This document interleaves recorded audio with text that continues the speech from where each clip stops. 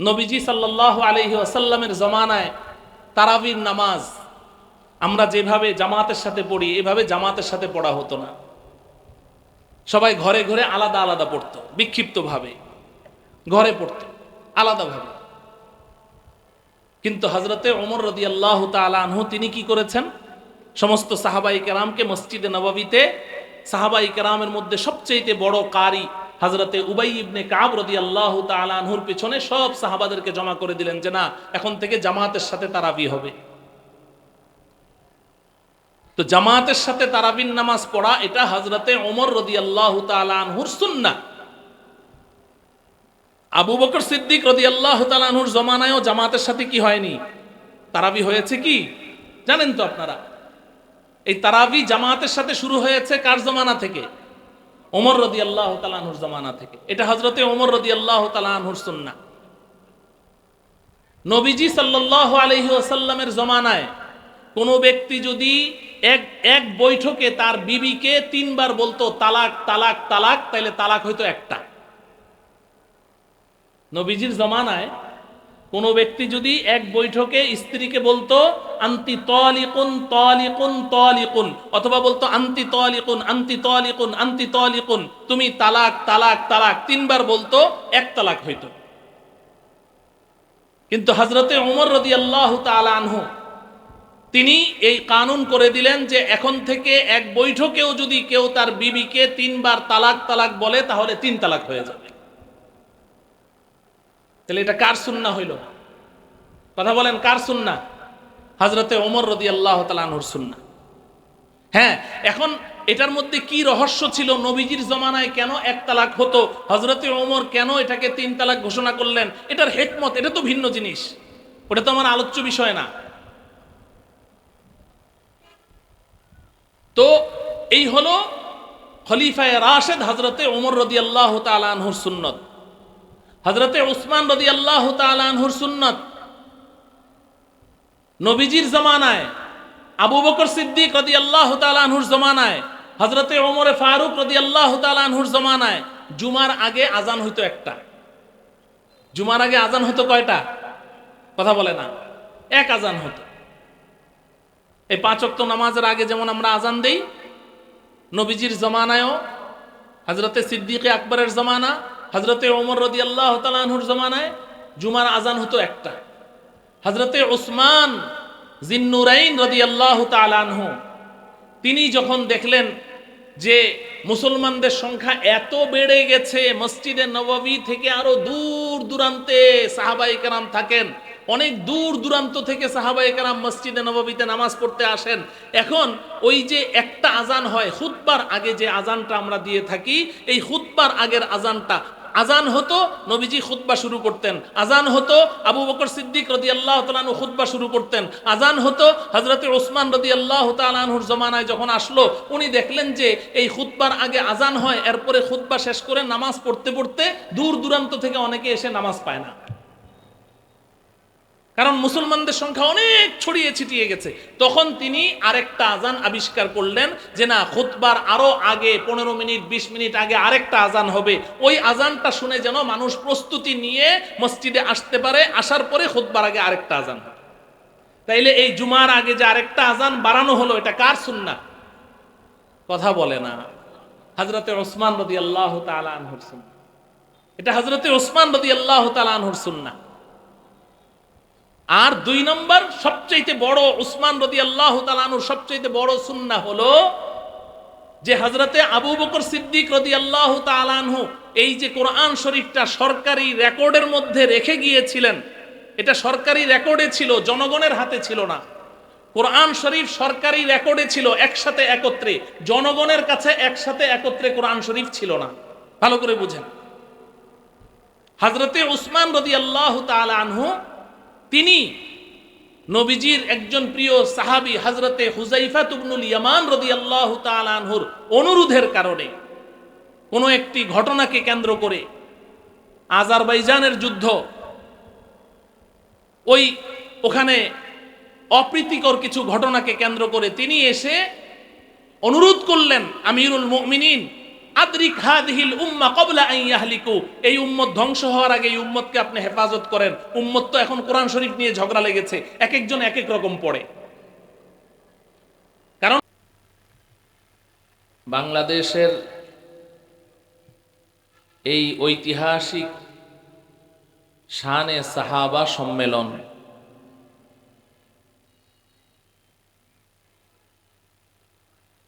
ছত্রিশতম সম্মেলন আজকে। এই শানে সাহাবা এই সম্মেলনটি বাংলাদেশের গতানুগতিক ধারায় যে সমস্ত ওয়াজ মাহফিলের আয়োজন করা হয়, তাফসিরুল কোরআন মাহফিলের আয়োজন করা হয়, ইসলামী মহাসম্মেলন, ইসলামী জলসা ইত্যাদি ইত্যাদি, সেগুলো আর আজকের আমাদের এই সম্মেলন এক নয়। এবং এ বিষয়ে আমি আশা করি খুব বেশি কিছু বলার প্রয়োজনও নেই, কারণ আজকের এই মাহফিল তো ৩৬তম মাহফিল। এই মাহফিলে তো প্রতি বছর আপনারাই আসেন, আপনারাই বয়ান শুনেন।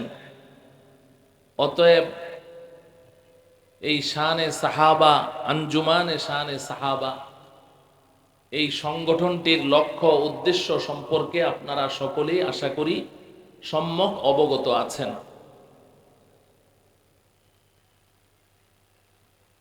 আঞ্জুমানের পক্ষ থেকে আমাকে সুনির্দিষ্ট একটি বিষয়ের উপরে আলোচনা করার নির্দেশ দেওয়া হয়েছে। আলোচ্য বিষয়টি হলো ইনকারে সাহাবা ও তার ভয়াবহতা।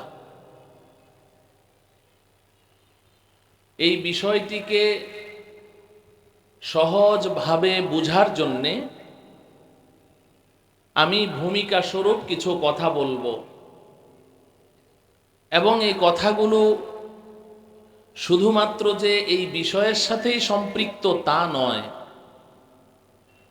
বরং ফিতনা ফাসাদের এই জমানায় যখন চারিদিক থেকে বাতিল ফিরকাগুলো, ঈমান বিধ্বংসী ফিরকাগুলো আমাকে আপনাকে ঈমান হারা করার জন্যে বিভিন্নভাবে প্রত্যক্ষ ও পরোক্ষভাবে, কখনো বা ছদ্মবেশে আমাদেরকে টানাটানি করছে, যাতে করে আমাদেরকে ঈমান হারা করা যায়। এমনই একটি ফিতনার মুহূর্তে, এমনই একটি অন্ধকারাচ্ছন্ন সময়ের মধ্যে আমি ভূমিকা স্বরূপ যে কথাগুলো বলবো, যদি মনোযোগ সহকারে শুনেন আশা করি কাজে লাগবে। আল্লাহ রব্বুল আলামিন তিলাওয়াতকৃত আয়াত ও আহাদিসকে সামনে রেখে সংশ্লিষ্ট বিষয়ে আমাকে কিছু জরুরি কথা, কিছু হক কথা, প্রয়োজনীয় কথা ইখলাসের সাথে বলার তৌফিক দান করুন। আমাদের সকলকে এই কথাগুলো আমলের উদ্দেশ্যে গভীর মনোযোগ সহকারে শোনার তৌফিক দান করুন। মুহতারাম হাজরিন, আমি গত বছর যে আলোচনা করেছিলাম সেই আলোচনার সূত্র ধরেই আমি দুটো কথা আগে বলবো।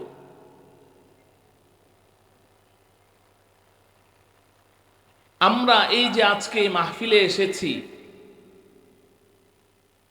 যাদের নেতৃত্বে, যাদের কিয়াদাত সিয়াদাতে, যাদের তত্ত্বাবধানে এই মাহফিলটি অনুষ্ঠিত হচ্ছে, বাংলাদেশের হক্কানি রব্বানি মুহাক্কিকিন উলামায়ে কেরামের জিরে তাহাত এই আঞ্জুমানে শানে সাহাবা রিদওয়ানুল্লাহি তাআলা আলাইহিম আজমাইন এই সংগঠনটি পরিচালিত হচ্ছে। তো যাদের তত্ত্বাবধানে চলছে এবং আমরা যারা তাদের তত্ত্বাবধানে চলছি আমাদের পরিচয় কি, তারা কারা, আমরা কারা, আমরা কাদের পেছনে চলছি, এ বিষয়ে কিছু জানার দরকার আছে না নাই? কারণ এখন তো বিশেষ করে আমাদের জেনারেল শিক্ষিত যারা দিনদার সাথীরা আছেন, জেনারেল শিক্ষিত দিনদার, তাদের বিপদের শেষ নেই। তারা বড় সিদ্ধান্তহীনতায় ভুগছেন, হেজিটেশনে ভুগছেন, কিংকর্তব্য বিমূঢ় অবস্থা। তারা সিদ্ধান্ত নিতে পারছেন না যে আমি কার কথা শুনবো আর কার কথা শুনবো না, কার পিছে চলবো আর কার পিছে চলবো না, সিদ্ধান্ত নিতে পারছেন না। কারণ যার কথাই শুনি তার কথাই তো ভালো লাগে। যত ফেরাকে বাতেলা আছে, বাতেল মতবাদগুলো আছে, বর্তমান দুনিয়ার যত প্রচার মাধ্যম আছে, আপনারা যেগুলোকে খুব বেশি গুরুত্বের সাথে দেখে থাকেন, শুনে থাকেন, নিজের ব্যস্ততম সময়গুলোর বাইরে অবসর সময় যেই জিনিস নিয়ে বসে থাকেন, সেই আপনাদের প্রিয় মোবাইল, যেটার মধ্যে সারাদিন, যারা দিনদার সাথীরা আছেন তারা খুব গর্বের সাথে বলেন যে হুজুর আমরা ইসলামী চ্যানেল দেখি, ইসলামী আলোচনা শুনি, খুব গর্বের সাথে বলেন। ন্যাক নিয়তে তারা সারাদিন ওটা নিয়ে বসে থাকে।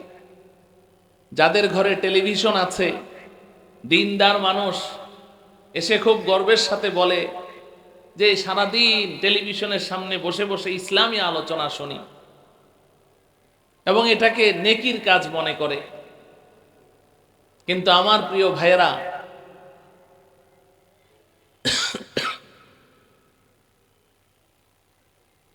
সুবহানাল্লাহ, আমার প্রিয় ভাইয়েরা, তো এই যে আমরা যেই মাধ্যমে, যেই জিনিসের মাধ্যমে এখন দিন শিখছি, এবং দিন শিখার জন্য যেই বস্তুটাকে মাধ্যম হিসেবে ব্যবহার করছি, এখানে যারা কথা বলছেন অধিকাংশদেরকেই আমরা চিনি না। আপনি যার কথা শুনছেন তার ব্যাকগ্রাউন্ড কি, তার পরিচয় কি, তার এলেমের সনদ কি, আপনি কিছুই জানেন না। আপনি শুধু জানেন যে উনি একজন ভাইরাল বক্তা। ভাই গরম লাগছে, একটু ফ্যানটা একটু আমার কাছে কাছে দিলে ভালো। আপনি তাকে সর্বোচ্চ গুরুত্ব দিচ্ছেন কেন? যে তিনি একজন দেশের ভাইরাল বক্তা, এজন্য আপনার কাছে সে খুব গুরুত্বপূর্ণ। এবং যত প্রচার মাধ্যম আছে এগুলোর মধ্যে তার বক্তৃতা খুব পাওয়া যায়। এগুলো হচ্ছে আপনাদের কাছে গ্রহণযোগ্যতার মাপকাঠি, গ্রহণযোগ্যতার মাপকাঠি আপনাদের কাছে এগুলো, যে কথায় কথায় কে কোরআনের আয়াত পড়ছে, হাদিস নাম্বার বলে দিচ্ছে, আবার যদি সাথে ইংলিশ বলতে পারে, তাহলে তো ওনার মতো এমন হুজুর তো আর বাংলাদেশে দুনিয়াতেই নাই। এগুলো হচ্ছে আপনাদের কাছে গ্রহণযোগ্যতার মাপকাঠি, যে কে কত স্টাইল করে কথা বলতে পারছে। আবার আমি তো শুনেছি যারা এই সমস্ত টেলিভিশনে, ইউটিউবে যারা বক্তৃতা দেয়, তারা ওই টেলিভিশনের সামনে আসার আগে মেকআপ করে। এই যে নারীরা, মহিলারা যেমন নাকি ফেস পাউডার, সোনো, আলতা, ক্রিম লাগায় না, ওনারাও এরকম মেকআপ করে তারপরে এসে বসে। তো এমন মেকআপ করা দেখতে বড় পরিপাটি, এই যে আমার আশেপাশে যেমন হুজুর বসে আছে এরকম না, একেবারেই পোশাক আশাক বড় ম্যাচিং করা, জামার কালারের সাথে ম্যাচ করে উপরে কুটি পরা, আবার জামার কালারের সাথে ম্যাচিং করে টুপি, বিভিন্ন স্টাইল। এগুলো হলো আপনাদের কাছে গ্রহণযোগ্যতার মাপকাঠি, যে না উনি বড় সুন্দর। না বন্ধু, এজন্য আপনার আজকে জানা দরকার আপনার পরিচয় কি, আর আপনি যাদেরকে অনুসরণ করছেন তাদের পরিচয় কি, কাদের কথা শুনবো কাদের কথা শুনবো না, এটা আমার আলোচ্য বিষয় না, আমি ভূমিকা হিসেবে বলছি। আমি গত বছরও বলে গিয়েছিলাম, সূরা আলে ইমরানের একটি আয়াতের ছোট্ট একটু অংশ শুরুতে আমি পড়েছি। আল্লাহ রাব্বুল আলামিন ইরশাদ করেন, ইয়াউমা তাবিয়াদ্দু ওয়ুজুহু ওয়া তাসওয়াদ্দু ওয়ুজুহ। স্মরণ করুন ওই সময়ের কথা যেদিন আমি আল্লাহ মানুষদেরকে দুই ভাগে ভাগ করব। কয় ভাগে? কথা বলেন, কয় ভাগে? দুই ভাগে। সমস্ত পৃথিবীর এখন যত ভাগই থাক না কেন, এখন তো দল আর দল, দল আর দল, শত শত দল। মুসলমানদের মধ্যেই, অমুসলিমদের না, মুসলমানদের কথা বলছি, যারা নিজেদেরকে মুসলিম বলে দাবি করে তাদের মধ্যে দলের কোনো শেষ নেই। কিন্তু হাসরের ময়দানে আল্লাহ পাক মানুষদেরকে কয় দলে বিভক্ত করবেন? দুই দলে। ইয়াউমা তাবিয়াদ্দু ওয়ুজুহু ওয়া তাসওয়াদ্দু ওয়ুজুহ ফাআম্মাল্লাযীনা আসওয়াদ্দাত ওয়ুজুহুহুম আকাফারতুম বা'দা ঈমানিকুম ফাযূকুল আযাবা বিমা কুনতুম তাকফুরুন ওয়া আম্মাল্লাযীনা বিয়াদ্দাত ওয়ুজুহুহুম ফাফি রাহমাতিল্লাহি হুম ফিহা খালিদুন। আল্লাহ পাক বলেন আমি দুই ভাগ করব। এক দলের চেহারা থাকবে সুন্দর, নূরে নূরান্বিত, হাস্যোজ্জ্বল, চেহারাটা একদম জলজল করতে থাকবে, চকচক করতে থাকবে। ওয়া তাসওয়াদ্দু ওয়ুজুহ, আরেক দল মানুষের চেহারা হবে বিকট, ভয়ানক, ভয়ঙ্কর, কালো, কুৎসিত, বিশ্রী। সামনে আল্লাহ বলছেন যেই দল মানুষের চেহারাগুলো কালো, কুৎসিত, বিশ্রী, ভয়ানক হবে, এরা চিরদিনের জন্য জাহান্নামে নিক্ষিপ্ত হয়ে যাবে। নাউজুবিল্লাহ বলেন। আর যাদের চেহারাগুলো নূরে নূরান্বিত থাকবে, হাস্যোজ্জ্বল থাকবে, জলজল করতে থাকবে, এদেরকে আল্লাহ রাব্বুল আলামিন তাদেরকে দয়া করে, মায়া করে তাদেরকে জান্নাতে প্রবেশ করিয়ে দিবেন এবং চিরকাল তারা জান্নাতেই থেকে যাবে। হুম ফিহা খালিদুন। এই আয়াতের তাফসিরে জগৎ বিখ্যাত মুফাসসিরে কোরআন আল্লামা জালালউদ্দিন সুয়ুতী রাহমাতুল্লাহি আলাইহি তাফসিরে আদ-দুররুল মানসুরের মধ্যে একটি riwayat এনেছেন। প্রখ্যাত সাহাবী হযরতে আবু সাঈদ আল খুদরি রাদিয়াল্লাহু তাআলা আনহু এবং হযরতে আব্দুল্লাহ ইবনে মাসউদ রাদিয়াল্লাহু তাআলা আনহু, ওনারা নবীজিকে জিজ্ঞাসা করলেন, ইয়া রাসূলুল্লাহ সাল্লাল্লাহু আলাইহি ওয়াসাল্লাম, হাসরের ময়দানে যেই সৌভাগ্যবান মানুষগুলোর চেহারাগুলো নূরে নূরান্বিত থাকবে, আল্লাহ পাক বলছেন আলোকোজ্জ্বল থাকবে, জলজল করতে থাকবে, হাস্যোজ্জ্বল হবে, ওই মানুষগুলোকে দুনিয়াতে চেনার কোনো উপায় আছে কি? দুনিয়াতে আমরা এদেরকে চিনতে পারবো কি? যাদের চেহারা হাসরের ময়দানে এমন নূরান্বিত থাকবে, আলোকোজ্জ্বল থাকবে? নবীজি বলেন যে হ্যাঁ, দুনিয়াতে এদের চেনার একটা উপায় আছে। সাহাবায়ে কেরাম জিজ্ঞাসা করলেন ওরা কারা? নবীজি সাল্লাল্লাহু আলাইহি ওয়াসাল্লাম জবাবে বললেন, হুম আহলুস সুন্নাতি ওয়াল জামাআহ। সুবহানাল্লাহ বলেন। হুম আহলুস সুন্নাতি ওয়াল জামাআ। নবীজি বলেন হাসরের ময়দানে যেই সৌভাগ্যবান মানুষগুলো, নাজাত প্রাপ্ত, মুক্তিপ্রাপ্ত, যেই মানুষগুলোর চেহারা আলোকোজ্জ্বল থাকবে, নূরে নূরান্বিত থাকবে, হাস্যোজ্জ্বল হবে, জ্বলজ্বল করতে থাকবে, ফলশ্রুতিতে এদেরকে চিরকালের জন্য জান্নাতের মালিক বানিয়ে দেয়া হবে। এই মানুষগুলো পৃথিবীতে এদের পরিচয় হলো এরা আহলে সুন্নাত ওয়াল জামাআত। কি পরিচয় বলেন, শব্দটা বলেন, আহলে সুন্নাত ওয়াল জামাআত বলেন না, সবাই বলেন আহলে সুন্নাত ওয়াল জামাআত, আহলুস সুন্নাতি ওয়াল জামাআত।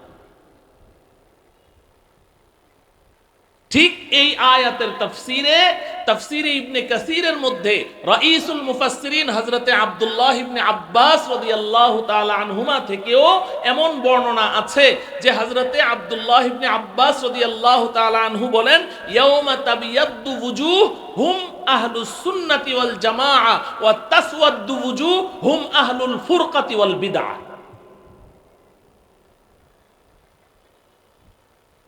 তাহলে এই পৃথিবীতে নাজাত প্রাপ্ত, মুক্তিপ্রাপ্ত দলের নাম হলো আহলুস সুন্নাতি ওয়াল জামাআ। বলেন, নাজাত প্রাপ্ত, মুক্তিপ্রাপ্ত হক দলের নাম কি?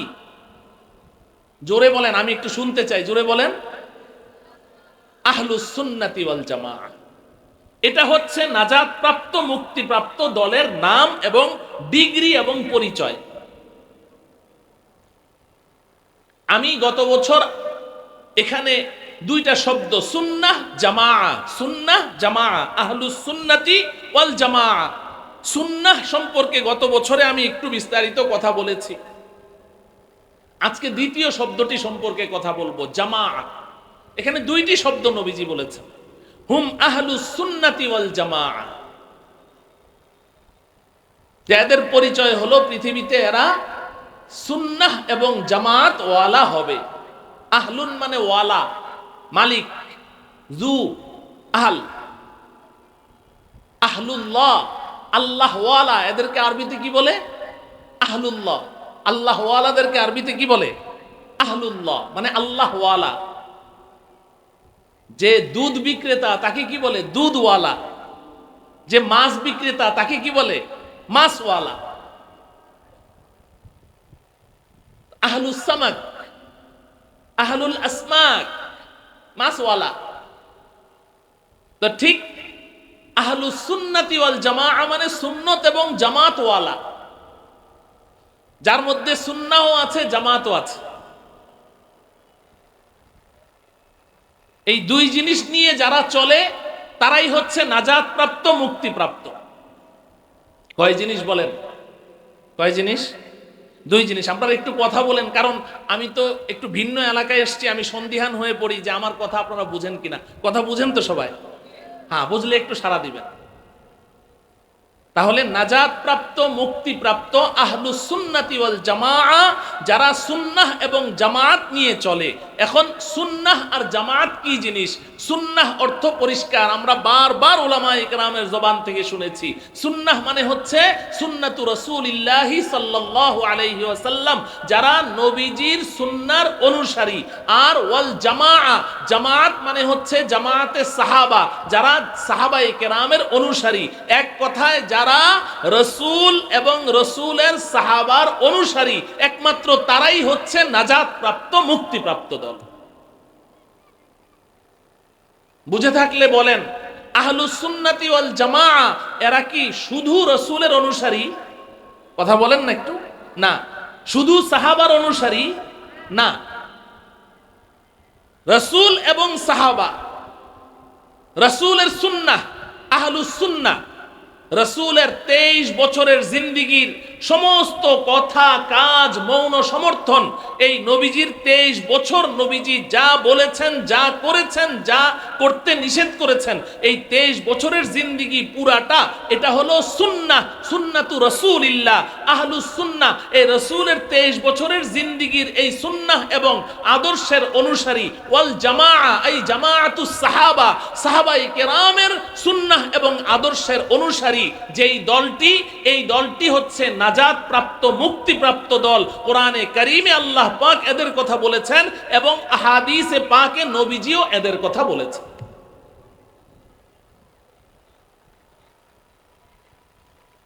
এই কথাটিকে আরো সুস্পষ্ট করার জন্য আমি আবু দাউদ শরীফের একটি লম্বা হাদিসের ছোট্ট একটু অংশ খুতবার মধ্যে পড়েছি সর্বশেষ।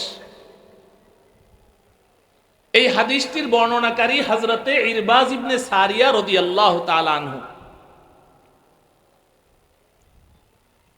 হযরতে ইরবাজ ইবনে সারিয়া রাদিয়াল্লাহু তাআলা আনহু বলেন, সাল্লা বিনা রাসূলুল্লাহ সাল্লাল্লাহু আলাইহি ওয়াসাল্লাম যাতা ইয়াউমিন, নবীজির শেষ জীবনে একদিন নবীজি আমাদের নামাজের ইমামতি করলেন। ফাওয়াযানা মাউইযাতান বালিগা যারাফাত মিনহাল উয়ুন ওয়া ওয়াজিলাত মিনহাল কুলুব।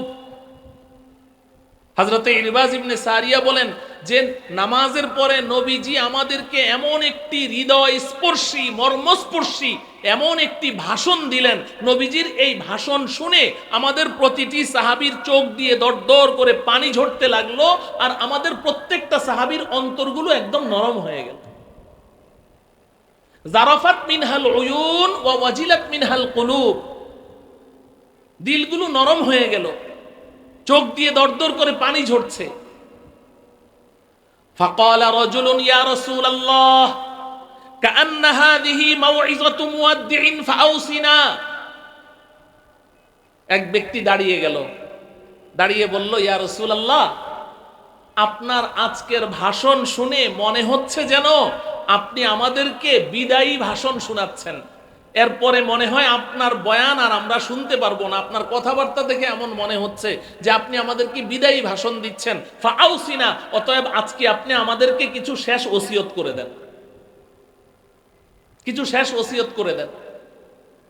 নবীজি জবাবে বললেন, উসিকুম বিতাকওয়াল্লাহি ওয়াস-সামঈ ওয়াত-তাআহ ওয়ালাউ কানা আবদান হাবাশিয়া। নবীজি বলেন, আমি তোমাদেরকে ওসিয়ত করছি বিতাকওয়াল্লাহ, ভয় অর্জন করো, আল্লাহর ভয় অর্জন করো, অন্তরে সবসময় আল্লাহর ভয় নিয়ে চলাফেরা করো। যখন যেই কথা বলবে আল্লাহর ভয় অন্তরে যেন থাকে, যখন যেই কাজ করবে আল্লাহর ভয় যেন অন্তরে থাকে। তাকওয়া, তাকওয়া অর্জন করো।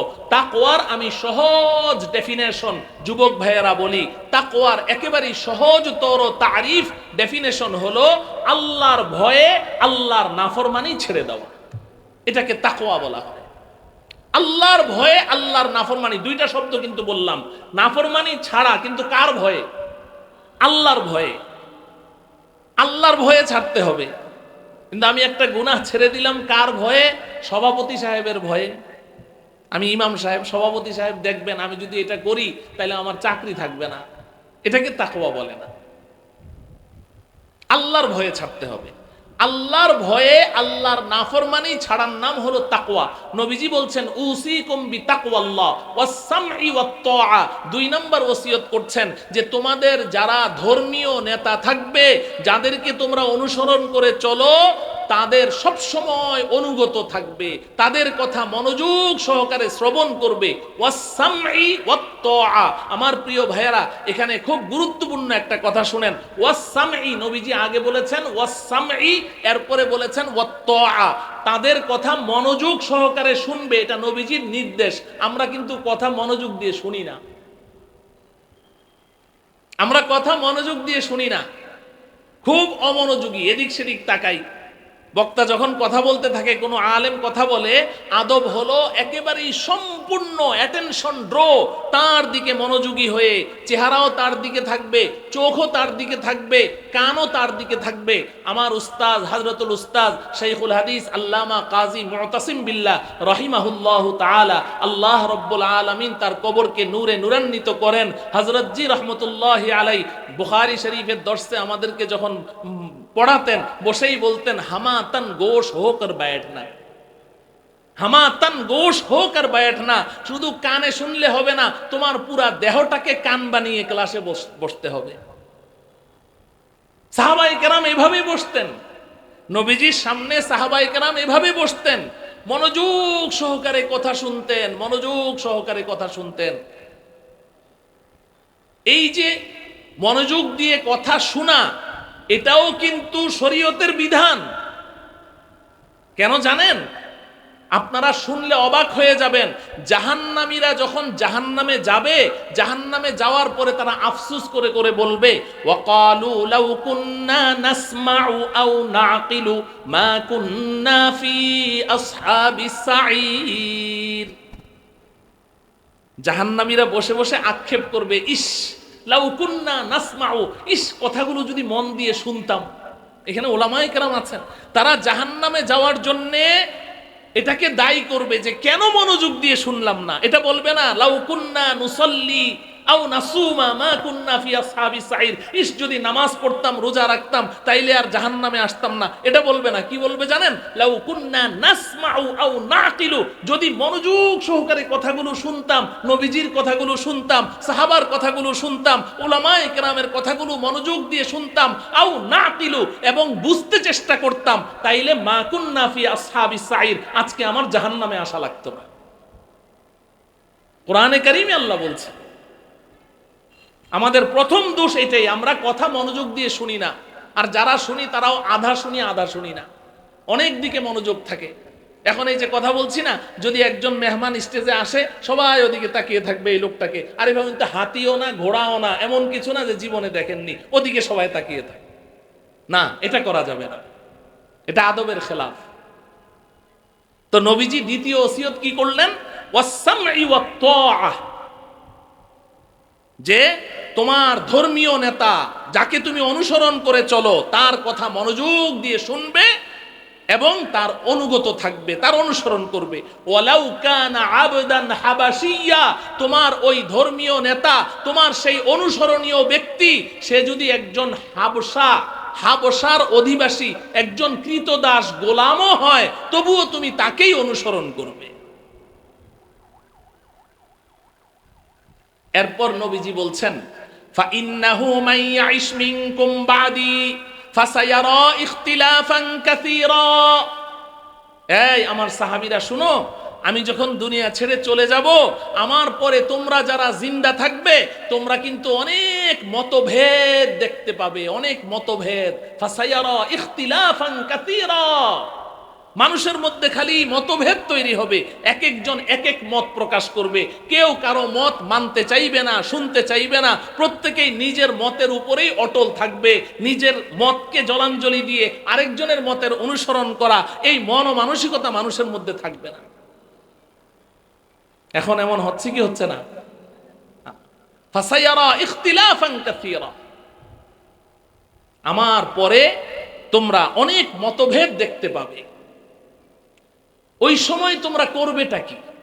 এক একজন এক এক কথা বলছে, এক একজন এক এক কথা বলছে। ও আমার প্রিয় ভাইয়েরা, আপনারা এখানে বেশি ভুক্তভোগী এই চিটাঙ্গে ফেরাকে বাতেলা চারদিক থেকে অক্টোপাসের মতো আপনাদেরকে টানছে। এক একজন এক এক কথা বলে, একজনে বলে এটা সুন্নত, আরেকজনে বলে এটা বেদাত, একজনে বলে এটা করা যাবে, আরেকজনে বলে করা যাবে না। এই যে বিভিন্ন মত, এখন তোমরা করবেটা কি? ওই সময় তোমরা কি করবে? নবীজি সাল্লাল্লাহু আলাইহি ওয়াসাল্লাম বলছেন, যখন উম্মতের মধ্যে এমন বিভাজন সৃষ্টি হয়ে যাবে, ডিভাইডেশন সৃষ্টি হয়ে যাবে, বিভিন্ন জন বিভিন্ন কথা বলবে, ফাআলাইকুম বিসুন্নতি ওয়া সুন্নাতিল খুলাফাইর রাশিদিন আল মাহদিয়্যিন। ওই সময় তোমরা একটা কাজ করবে, ফাআলাইকুম বিসুন্নতি ওয়া সুন্নাতিল খুলাফাইর রাশিদিন আল মাহদিয়্যিন। ওই সময় তোমরা আমি রাসূলের সুন্নাহ এবং আদর্শ এবং আমার সাহাবায়ে কেরামের জামাত খুলাফায়ে রাশিদিনের সুন্নাহ এবং আদর্শ, এগুলোকে আঁকড়ে ধরে থাকবে, এগুলোকে আঁকড়ে ধরে থাকবে। তামাসসাকু বিহা ওয়া আদ্দু আলাইহা বিন নওয়াজিজ, তামাসসাকু বিহা ওয়া আদ্দু আলাইহা বিন নওয়াজিজ। তামাসসাকু বিহা, আমার খুলাফায়ে রাশিদিনের সুন্নাহ এবং আদর্শকে আঁকড়ে ধরে থাকো। ওয়া আদ্দু আলাইহা বিন নওয়াজিজ, এবং মাড়ির দাঁত দিয়ে কামড়ে ধরে থাকো। এখানে আপনারা অনেক ওলামায়ে কেরাম আছেন, আর বাকি যারা আলেম না আপনারাও ওলামায়ে কেরামের সোহবত প্রাপ্ত। অতএব আমি এখানে একটা সূক্ষ্ম কথা বলি, বুঝতে চেষ্টা করেন। মুহাদ্দিসিনে কেরাম বলেছেন,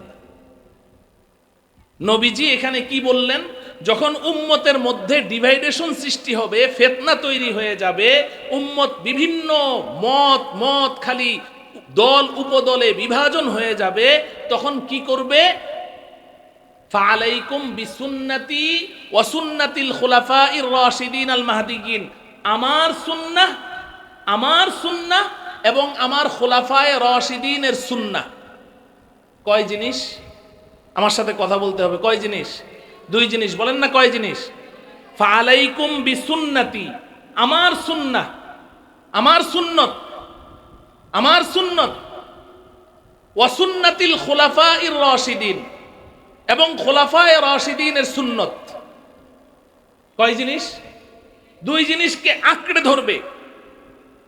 কিন্তু আমি উলামায়ে কেরামের দৃষ্টি আকর্ষণ করছি, এখানে নবীজি বলেছেন দুইটি জিনিসের কথা, আমার সুন্নাহ, খোলাফায়ে রাশিদিনের সুন্নাহ, দুই জিনিস। কিন্তু পরে গিয়ে নবীজি বলছেন তামাসসাকু বিহা। হা এটা তাসনিয়া না ওয়াহেদ? এখানে তালিবুল ইলমরা আছেন, আঙ্গুল দিয়ে দেখান এটা কি তাসনিয়ার জমির না ওয়াহেদের জমির? ওয়াহেদের জমির, মাশাআল্লাহ। তামাসসাকু বিহা, এই হা, এই জমির, এই সর্বনাম, এই জমির রাজে হয়েছে কিসের দিকে? সুন্নাতিল খুলাফাইর রাশিদিন, খুলাফায়ে রাশিদিনের সুন্নার দিকে, নবীজির সুন্নার দিকে রাজে হয় নাই। কিন্তু তামাসসাকু বিহা, নবীজি তামাসসাকু বিহিমা বলেননি। তামাসসাকু বিহিমা, তোমরা এই দুইটিকে আঁকড়ে ধরো, আমার সুন্নাহ, আমার সাহাবী খুলাফায়ে রাশিদিনের সুন্নাহ। বললেন নবীজি দুইটি জিনিসের কথা, পরে গিয়ে বলছেন তামাসসাকু বিহা, তামাসসাকু বিহিমা বলেননি। অর্থাৎ এই দুইটিকে আঁকড়ে ধরো এটা বলেননি, নবীজি বলেছেন পরেরটাকে আঁকড়ে ধরো। পরেরটা কোনটা? কথা বুঝে থাকলে জবাব দেন। পরেরটা কোনটা? খুলাফায়ে রাশিদিনের সুন্নাহ। পরেরটা কোনটা? খুলাফায়ে রাশিদিনের সুন্নাহ। তো নবীজি তামাসসাকু বিহিমা বলেন নাই কেন? এই আমি আমার আলোচ্য বিষয় এই জায়গায়। নবীজি এখানে তামাসসাকু বিহিমা কেন বললেন না? দুটোটাকে আঁকড়ে ধরো এটা তো বলেন নাই, বলেছেন দুই নম্বরটাকে আঁকড়ে ধরো। তামাসসাকু বিহা, জমির এটা আকরাবের দিকে রাজে হয়, সবাই এই কথা বলেছেন। কেউ বলেন নাই যে হা এটা এই সুন্নাতু রাসূলিল্লাহ, সুন্নাতির দিকে রাজে হয়েছে, কেউ বলেন নাই। তাইলে তামাসসাকু বিহা সুন্নাতুল খুলাফাইর রাশিদিন, খুলাফায়ে রাশিদিনের সুন্নাহকে আঁকড়ে ধরো। ওয়া আদ্দু আলাইহা বিন নওয়াজিজ, এই আলাইহা এখানেও জমির ওয়াহিদ, এবং খুলাফায়ে রাশিদিনের সুন্নাহকে মাড়ির দাঁত দিয়ে কামড়ে ধরে থাকো। কিরে ভাই, কোন জিনিসকে যদি আপনি শক্ত করে কামড়ে ধরতে চান, সামনের দাঁত দিয়ে ধরেন, সামনের দাঁত দিয়ে ধরেন, সামনের দাঁত দিয়ে যদি আপনি ধরেন, আমার আঙ্গুলটাই কামড় দিয়ে ধরেন, টান দিলে আপনার দাঁত ভেঙে আসবে। শক্ত করে কামড়ে ধরতে হলে কি করতে হয়? মারির দাঁত। ওয়াদ্দু আলাইহা বিন নওয়াজিজ, নওয়াজিজ হাড্ডি খাওয়া দাঁত। এই দাঁত, এই 32টা দাঁতের নাম আছে। আজকাল এগুলা তো তালেবুল ইলমরা পড়ে না, আমরা ছোটবেলা মুখস্থ করেছি।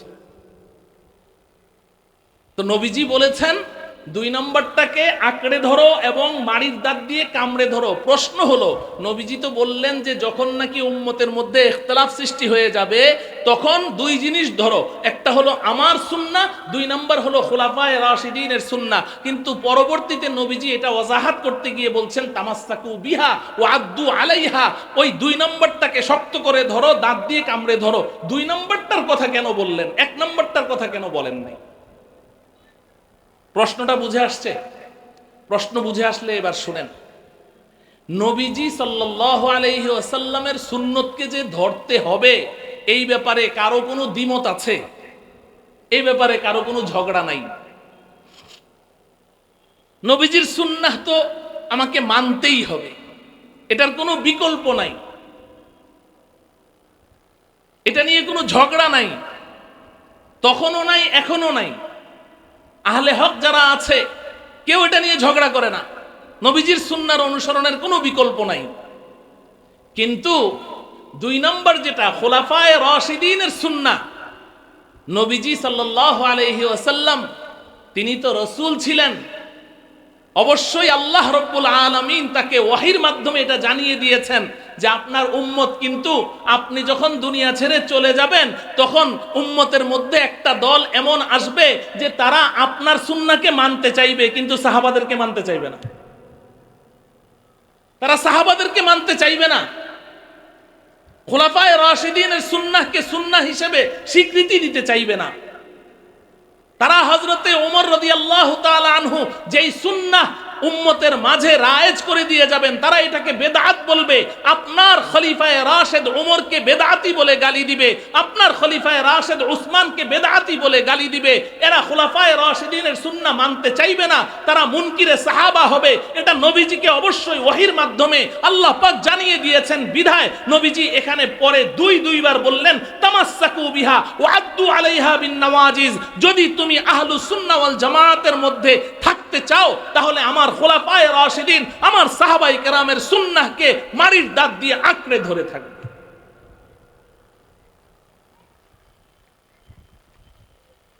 খুলাফায়ে রাশিদিনের সুন্নাহ। এখন এখানে আপনি প্রশ্ন করতে পারেন যে নবীজির সুন্নাহ এটা তো বুঝলাম, খুলাফায়ে রাশিদিনের সুন্নাহ আবার কি? সাহাবায়ে কেরাম তো ওই আমলটাই করেছেন যা নবীজিকে করতে দেখেছেন কিংবা নবীজি তাদেরকে করতে বলেছেন। ভালো করে বুঝেন, নবীজি যেই কথা বলেছেন সাহাবায়ে কেরামও সেটাই বলেছেন, নবীজি যেই কাজ করেছেন সাহাবায়ে কেরামও ওই কাজ করেছেন। সাহাবায়ে কেরাম তো নবীজির অনুসারী ছিলেন, নবীজির সুন্নাহর অনুসারী ছিলেন। তো নবীজির সুন্নাহ তো সাহাবায়ে কেরামের সুন্নাহ। সাহাবায়ে কেরাম কি নতুন কিছু করেছেন নাকি? কেন আলাদা করে সুন্নাতুল খুলাফায়ে রাশিদিন বলতে হইল? আমার প্রশ্ন কি বুঝে আসে? সাহাবায়ে কেরাম তো নবীজির সুন্নতের অনুসারী ছিলেন না, ছিলেন না? তো সাহাবায়ে কেরাম তো নবীজির সুন্নতকে, তো নবীজির সুন্নত যা সাহাবায়ে কেরামের সুন্নত তো তা, তাহলে ফালাইকুম বিসুন্নতি, আমার সুন্নতকে তোমরা আঁকড়ে ধরো, এতটুকু বললেই তো যথেষ্ট ছিল। আবার আলাদা করে ওয়াসুন্নাতিল খুলাফায়ে রাশিদিন বলার দরকারটা কি? খুলাফায়ে রাশিদিন কি আলাদা কিছু আবিষ্কার করেছে কিনা এই প্রশ্ন জাগে না? খুলাফায়ে রাশিদিন যদি নবীজির সুন্নাতেরই হুবাহু অনুসারী হন, নতুন কিছু না করেন, তাহলে তো এখানে আর কিছু বলার প্রয়োজন নেই। আলাদা করে কেন বলার প্রয়োজন দেখা দিল? হ্যাঁ, এই জায়গাটুকু আপনাদের বুঝতে হবে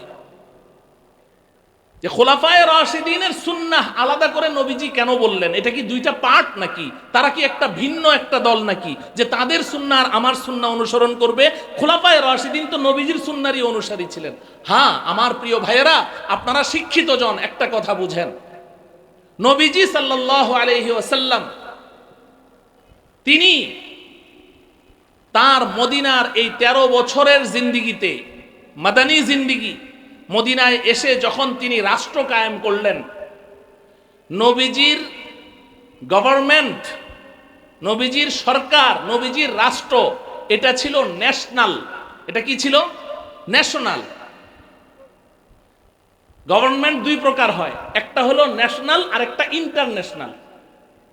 আমাদের হযরতুল উস্তাদ হযরত মাওলানা মুফতি সাঈদ আহমদ পালনপুরি রাহিমাহুল্লাহ তাআলা দারুল উলুম দেওবন্দের সদরুল মুদাররিসিন ও শাইখুল হাদিস ছিলেন।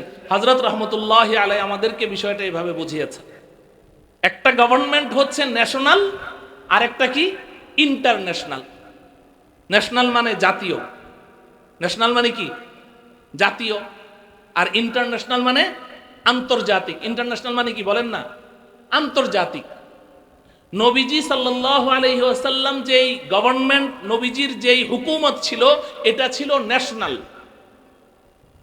এটা আরদে হেজাজের মধ্যে সীমাবদ্ধ ছিল, আরব ভূমির মধ্যে এটা সীমাবদ্ধ ছিল।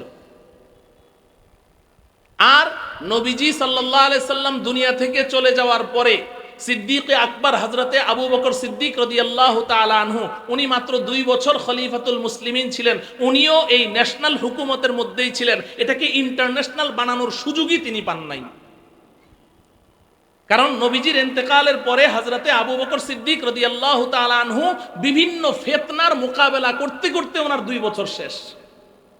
একদিকে মুসাইলামাতুল কাযযাব মিথ্যা নবুয়তের দাবিদার, তার সাথে জিহাদ করতে হয়েছে।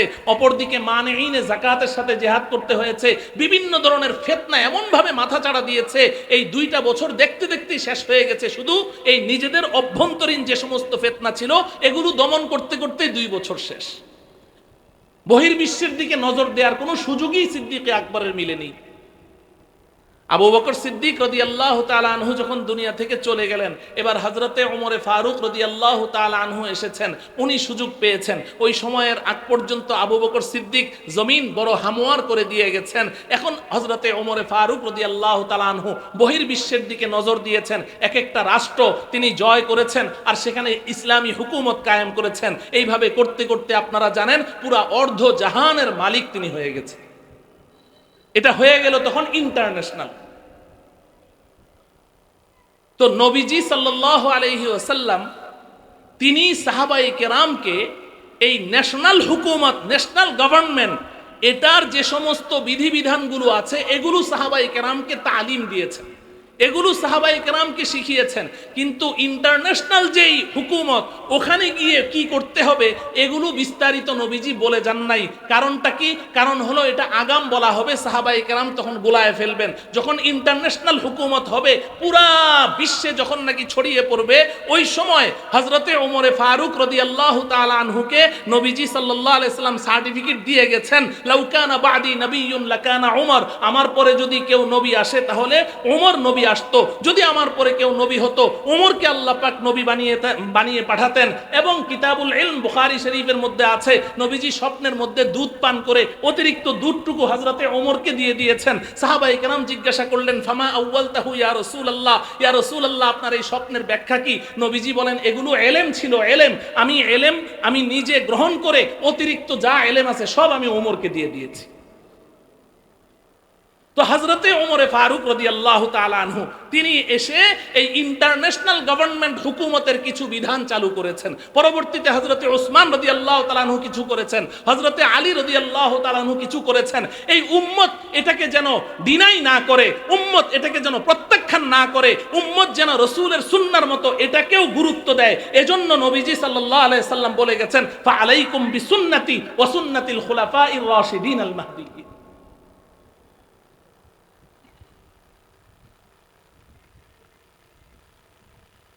দেখেন, আমি 2-1টা উদাহরণ দিই। আমার এই কথাগুলো যদি বুঝেন, আমার আলোচ্য বিষয় আমি 5 মিনিটে আপনাদেরকে বুঝাই দিতে পারবো ইনশাআল্লাহ। নবীজি সাল্লাল্লাহু আলাইহি ওয়াসাল্লামের জমানায়, আপনারা জানেন এটা, কম বেশি জানেন, নবীজি সাল্লাল্লাহু আলাইহি ওয়াসাল্লামের জমানায় এই পবিত্র কোরআনে কারীম এটা কি একসাথে এক মলাটের ভিতরে ছিল? কথা বলেন আপনারা, একটু কথা বলেন। বড় বখিল মনে হচ্ছে আপনাদেরকে, একটু কথা বলেন। এক মলাটের ভিতরে ছিল না। নবীজির জমানায় এই কোরআনে কারীম এক মলাটের ভিতরে ছিল না। বিক্ষিপ্তভাবে গাছের ছালের মধ্যে, পশুর চামড়ায়, পাথরের মধ্যে, বিভিন্ন জায়গায় বিক্ষিপ্তভাবে লিখিত ছিল। নবীজির জমানায় এক মলাটে এইভাবে কোরআন শরীফ ছিল না। নবীজি সাল্লাল্লাহু আলাইহি সাল্লাম দুনিয়া থেকে চলে গেলেন। দুনিয়া থেকে চলে যাওয়ার পরে হযরতে আবু বকর সিদ্দিক রাদিয়াল্লাহু তাআলা আনহু যখন দুশমনে খোদা, মিথ্যা নবুয়তের দাবিদার মুসাইলামাতুল কাযযাবের সাথে যখন জিহাদ করলেন, এই জিহাদের মধ্যে হাজার হাজার হাফেজে কোরআন শহীদ হয়ে গেছে। হাজার হাজার হাফেজে কোরআন সাহাবী কি হয়ে গেছে? শহীদ হয়ে গেছে। এবং বিভিন্ন জিহাদের মধ্যে সাহাবায়ে কেরাম যাদের বক্ষে কোরআনে কারীম সংরক্ষিত ছিল, হাফেজে কোরআন সাহাবী অনেক শহীদ হয়ে গেছে। হযরতে আবু বকর সিদ্দিক রাদিয়াল্লাহু তাআলা আনহুকে ওমরে ফারুক রাদিয়াল্লাহু তাআলা আনহু এসে বললেন যে, আমিরুল মুমিনিন, ইয়া খলিফাতা রাসূলিল্লাহ, এইভাবে হাফেজে কোরআনরা চলে যাচ্ছে। কোরআন শরীফ তো মানুষের কাছে বিক্ষিপ্ত আকারে, এই কোরআন শরীফটাকে আপনি একত্রিত করেন, এক জায়গায় একত্রিত করে সরকারি রেকর্ডের মধ্যে এটাকে অন্তর্ভুক্ত করে দেন।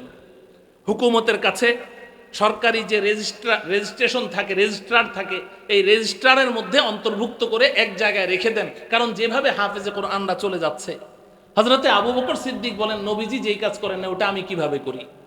উনি সাহস করছেন না। হযরতে ওমর বারবার পিড়াপিড়ি করার পরে হযরতে আবু বকরের শরহে সদর হয়েছে যে হ্যাঁ এই কাজটা করা দরকার। আবু বকর সিদ্দিক রাদিয়াল্লাহু তাআলা আনহু এই কোরআন শরীফ, এই যার কাছে যেই আয়াতগুলো আছে, যেই সূরাগুলো আছে, তিনি ঘোষণা দিয়ে সবগুলো একত্রিত করে কোরআন শরীফকে একটা তরতিব দিয়ে সরকারি রেকর্ডের মধ্যে অন্তর্ভুক্ত করে নিলেন। উনি হলেন প্রথম জামিউল কোরআন, কোরআনকে একত্রিত করে রেকর্ডভুক্ত করলেন। তো নবীজির জমানায় তো এটা ছিল না। এখন যে হযরতে আবু বকর করলেন, এটা হলো আবু বকরের সুন্নত। এটা কি কথা বলে না? এটা কি আবু বকরের সুন্নত? এক নম্বর সুন্নত। দুই নম্বর, হযরতে আবু বকর সিদ্দিক রাদিয়াল্লাহু তাআলা আনহুর জমানায় নবীজি যখন দুনিয়া থেকে ইন্তেকাল করলেন, দুনিয়া থেকে চলে যাওয়া মাত্র একদিকে একদল তো পথভ্রষ্ট হয়ে গেল, মিথ্যা নবুয়তের দাবিদার মুসাইলামাতুল কাজ্জাবের পেছনে চলে গেল, মুরতাদ হয়ে গেল। আর আরেক দল তারা মুসলিম, তারা মুনাফিকও না, কিন্তু এরা একটা ঘোষণা দিল যে আমরা রাষ্ট্রের কাছে বাইতুল মালে, রাষ্ট্রীয় কোষাগারে যাকাতের অর্থ আমরা জমা দিব না। জাকাত দিবে কিন্তু রাষ্ট্রীয় কোষাগারে জমা দিবে না। নবীজি সাল্লাল্লাহু আলাইহি সাল্লামের জমানায় জাকাত এটা কি করা হতো? কালেকশন করা হতো। প্রত্যেকের জাকাত আমরা এখন যেমন ব্যক্তিগতভাবে দেই এরকম না, প্রত্যেকের জাকাত কালেকশন করা হতো। যদি ইসলামী হুকুমত কায়েম হয় তখন আবার ওইটাই হবে, সবার জাকাতের অর্থগুলো একসাথে একত্রিত করে রাষ্ট্র এটাকে বন্টন করবে। তো নবীজির জমানায় জাকাতের অর্থ নবীজির হাতে দিয়ে দেওয়া হতো, আর নবীজি তাদের যেই জাকাতের অর্থ নিয়ে আসতো নবীজি তার জন্য দোয়া করতেন, খুয মিন আমওয়ালিহিম সাদাকাতান তুতাহহিরুহুম ওয়া তুযাক্কিহিম বিহা ইন্না সলাতাকা সাকানুল লাহুম। আমাদের নবীজিকে আল্লাহ বলছেন আপনি জাকাতের অর্থ কালেকশন করেন, যারা যারা জাকাতের পয়সা এনে জমা দিবে আপনি তাদের জন্য দোয়া করেন, আপনার দোয়া তাদের প্রশান্তির কারণ হবে। এখন নবীজি যখন চলে গেলেন, এরা এবার স্ট্রাইক করলো, বলল যে নবীজি তো নেই, আল্লাহ তো নবীজিকে বলেছেন দোয়া করার জন্য, এখন তো নবীজি নেই, এখন আমাদের জন্য কে দোয়া করবে? আমরা এখন আর এই রাষ্ট্রীয় কোষাগারে জাকাতের অর্থ জমা দিব না, আমরা একা একা ব্যক্তিগতভাবে দিব। হযরতে আবু বকর সিদ্দিক রাদিয়াল্লাহু তাআলা আনহু গর্জন দিয়ে উঠলেন যে নবীজির জমানায় যারা একটা বকরির বাচ্চা যেটা জাকাত আদায় করত, এমন একটা বকরির বাচ্চাও যদি কেউ জাকাত দিতে অস্বীকার করে বাইতুল মালে, অন্য রিওয়ায়াতে আছে যদি একটা রশিও যদি যেটা জাকাতের মধ্যে আসে কিন্তু আদায় না করে, আমি এদের বিরুদ্ধে জিহাদ ঘোষণা করলাম।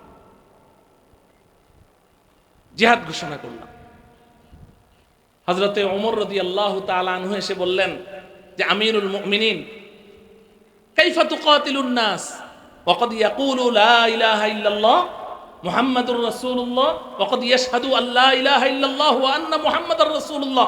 আপনি এই মানুষগুলোর সাথে কিভাবে জিহাদ করবেন? এরা তো কালিমায়ে শাহাদাত পড়ে, লা ইলাহা ইল্লাল্লাহ মুহাম্মাদুর রাসূলুল্লাহ পড়ে, আর নবীজি তো বলেছেন উমিরতু আন উকাতিলান নাস হাত্তা ইয়াশহাদু আল্লা ইলাহা ইল্লাল্লাহ, যে যতক্ষণ মানুষ কালিমায়ে শাহাদাতের গওয়াহি না দিবে ততক্ষণ আমি যুদ্ধ করব। এরা তো কালিমায়ে শাহাদাত পড়ে, যাকাত না আপনার হাতে দিতে নিষেধ করছে, আপনি এদের সাথে কিভাবে জিহাদ করবেন? ওরা তো কালিমা পড়া মুসলমান। ভালো করে বুঝেন। হযরতে আবু বকর সিদ্দিক বললেন আমি অবশ্যই জিহাদ করব এদের সাথে, যারা নবীজির হাতে যাকাত দিত আর এখন নবীজির প্রতিনিধি খলিফাতুর রাসূলের হাতে যাকাত দিতে অস্বীকার করছে, আমি তাদের সাথে অবশ্যই জিহাদ করব। পরবর্তীতে হযরতে ওমর বলেন যে হ্যাঁ, আমার দিলটাও খুলে গেল যে আবু বকর যেটা করতে চাচ্ছেন এটাই হক, এটাই করা উচিত। হযরতে ওমরও আবু বকরের সাথে একমত হয়ে গেলেন যে হ্যাঁ, এদের বিরুদ্ধে জিহাদ করা উচিত। সিদ্ধান্ত হয়ে গেল এদের সাথে জিহাদ হবে। কিন্তু পরবর্তীতে আর জিহাদ হয় নাই, কারণ ওই লোকগুলো পরে আবার মেনে নিয়েছে, তারা যাকাত বাইতুল মালে জমা করে দিয়েছে, এজন্য আর তাদের বিরুদ্ধে জিহাদ করতে হয় নাই। কিন্তু এখান থেকে ভালো করে বুঝেন, এখান থেকে ফুকাহায়ে কেরাম, এই উম্মতে মুসলিমা, জুমহুর উলামায়ে কেরাম, তারা এই মাসআলা ইস্তেমবাত করেছেন যে আবু বকরের সুন্নত হলো শিআরে ইসলাম, ইসলামের শিআর, ইসলামের পরিচায়ক, ইসলামের নিদর্শন। এমন কোনো কিছুকে যদি কেউ অস্বীকার করে, হোক সে কালিমা পড়া মুসলমান, তার বিরুদ্ধে জিহাদ করা ফরজ। এটা আবু বকরের সুন্নত।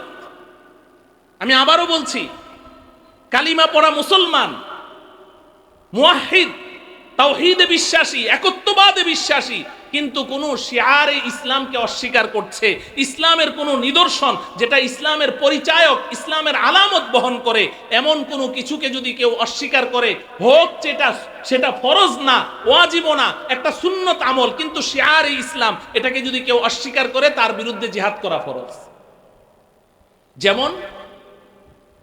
যেমন ধরেন, নামাজের আগে আমরা আজান দেই। বলেন তো দেখি, নামাজের আগে আজান দেওয়া এটা কি ফরজ? যারা জানেন বলেন, ফরজ নাকি? না। ওয়াজিব? না। কি? সুন্নত। 5 ওয়াক্ত নামাজের আগে আজান দেওয়া কি সুন্নত? এটা ফরজও না, ওয়াজিবও না, একটা সুন্নত আমল। কিন্তু আজান এটা মিন শাআইরিল ইসলাম, এটা ইসলামের একটা নিদর্শন। কি বলেন, নিদর্শন না? আজান এটা ইসলামের নিদর্শন। নবীজি সাল্লাল্লাহু আলাইহি ওয়াসাল্লাম যদি কোনো বস্তিতে, কাফের মুশরিকদের কোনো বস্তিতে রাতে হামলা করতেন, অতর্কিত হামলা করতে যেতেন সাহাবাদেরকে নিয়ে, তো রাতে গিয়ে নবীজি এক জায়গায় ঘাপটি মেরে চুপচাপ বসে থাকতেন, সারা রাত অপেক্ষা করতেন, হামলা করতেন না। ফজরের সময় কান খাড়া করে থাকতেন যে এলাকার ভিতর থেকে কোনো আজানের আওয়াজ আসে কিনা। যদি কোনোখান থেকে কোনো আজানের আওয়াজ আসতো, আর ওই এলাকায় হামলা করতেন না, ফেরত চলে আসতেন যে এখানে ইমানদার মুসলমান আছে। আর যদি আজানের কোনো আওয়াজ না আসতো, তাহলে ভোরের বেলায় হামলা করে বসতেন। তো আজান হচ্ছে মিন শাআইরিল ইসলাম, ইসলামের নিদর্শন। এখন যদি কোনো সম্প্রদায়, কোনো বস্তি, কোনো এলাকার লোক সমবেতভাবে তারা আজানকে অস্বীকার করে, যে আমাদের এই এলাকায় কোনো আজান হবে না, আজানকে যদি অস্বীকার করে, তাহলে আবু বকরের সুন্নত হচ্ছে তাদের বিরুদ্ধে জিহাদ করা ফরজ। এই হলো আবু বকরের সুন্নত। আমি খোলাফায়ে রাশিদিনের সুন্নত বুঝাচ্ছি আপনাদেরকে। তাহলে আজানকে অস্বীকার করলে তাদের বিরুদ্ধে জিহাদ ফরজ। ঠিক তদ্রুপ ফুকাহায়ে কেরাম লিখেছেন, খতনা করা, মুসলমানরা কি করে? খতনা করে। আমাদের সন্তানদেরকে মুসলমানই করাই না, খতনা করে। এই খতনা করা এটা ফরজ না, এবং বিশুদ্ধ মতে, হানাফি মাযহাবের বিশুদ্ধ মতে এটা ওয়াজিব না, এটা সুন্নত। কিন্তু যদি কোনো কওম, কোনো সম্প্রদায় তারা ব্যাপকভাবে এই খতনা করাকে অস্বীকার করে, তারা মুসলমান, ইমানদার মুসলমান, কালিমা পড়া মুসলমান, কিন্তু তারা বলে যে না, আমরা আমাদের সন্তানদেরকে খতনা করব না, তাহলে আবু বকর সিদ্দিক রাদিয়াল্লাহু তাআলা আনহুর সুন্নাহ হলো তাদের বিরুদ্ধে জিহাদ ঘোষণা করতে হবে। কারণ এটা মিন শাআইরিল ইসলাম, ইসলামের নিদর্শন। তো এটা গেল আবু বকরের সুন্নত। এবার আসেন ওমরের সুন্নত কি? হযরতে ওমর রাদিয়াল্লাহু তাআলা আনহু, হযরতে ওমর রাদিয়াল্লাহু তাআলা আনহুর সুন্নতের তো অভাব নাই, বলে শেষ করা যাবে না, বলে শেষ করা যাবে না। নবীজি সাল্লাল্লাহু আলাইহি ওয়াসাল্লামের জমানায় তারাবির নামাজ আমরা যেভাবে জামাতের সাথে পড়ি, এভাবে জামাতের সাথে পড়া হতো না। সবাই ঘরে ঘরে আলাদা আলাদা পড়তো, বিক্ষিপ্তভাবে ঘরে পড়তো আলাদাভাবে। কিন্তু হযরতে ওমর রাদিয়াল্লাহু তাআলা আনহু তিনি কি করেছেন? সমস্ত সাহাবায়ে কেরামকে মসজিদে নববীতে, সাহাবায়ে কেরামের মধ্যে সবচেয়ে বড় কারি হযরতে উবাই ইবনে কাব রাদিয়াল্লাহু তাআলা আনহুর পেছনে সব সাহাবাদেরকে জমা করে দিলেন যে না, এখন থেকে জামাতের সাথে তারাবি হবে। তো জামাতের সাথে তারাবির নামাজ পড়া এটা হযরতে ওমর রাদিয়াল্লাহু তাআলা আনহুর সুন্নাহ। আবু বকর সিদ্দিক রাদিয়াল্লাহু তাআলা আনহুর জমানায়ও জামাতের সাথে কি হয়নি? তারাবি হয়েছে কি জানেন তো আপনারা? এই তারাবি জামাতের সাথে শুরু হয়েছে কার জমানা থেকে? ওমর রাদিয়াল্লাহু তাআলা আনহুর জমানা থেকে। এটা হযরতে ওমর রাদিয়াল্লাহু তাআলা আনহুর সুন্নাহ। নবীজি সাল্লাল্লাহু আলাইহি ওয়াসাল্লামের জমানায় কোনো ব্যক্তি যদি এক বৈঠকে তার বিবিকে 3 বার বলতো তালাক তালাক তালাক, তাহলে তালাক হয়তো একটা।